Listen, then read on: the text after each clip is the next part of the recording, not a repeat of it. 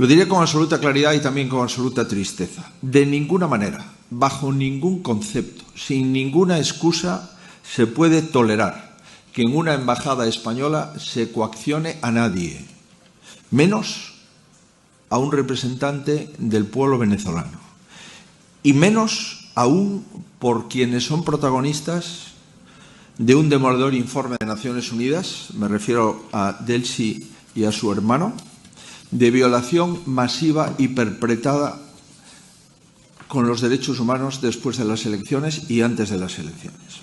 Está aquí el vicepresidente Tajani, ministro de Asuntos Exteriores, y me gustaría preguntarle retóricamente.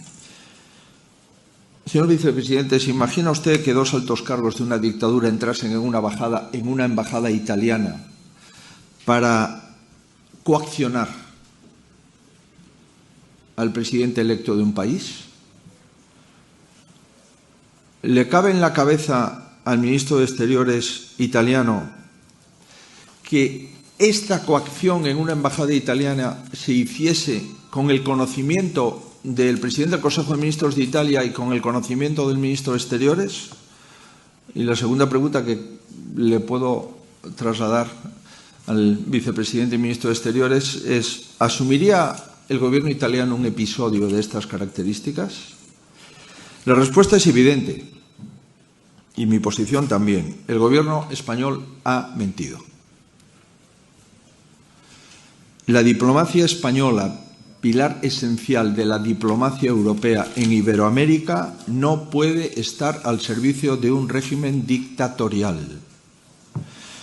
Hoy, en Estrasburgo, la Unión Europea vuelve a elegir el camino correcto, que es el reconocimiento del presidente electo que ha ganado las elecciones en Venezuela, el señor Edmundo González.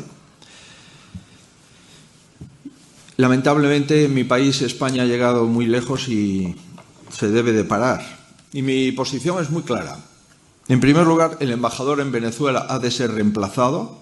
En segundo lugar, el ministro de Asuntos Exteriores español ha de presentar su dimisión.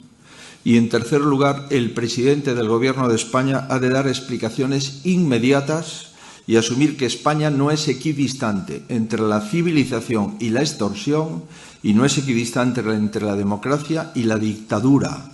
No puede ser equidistante ni colaborador.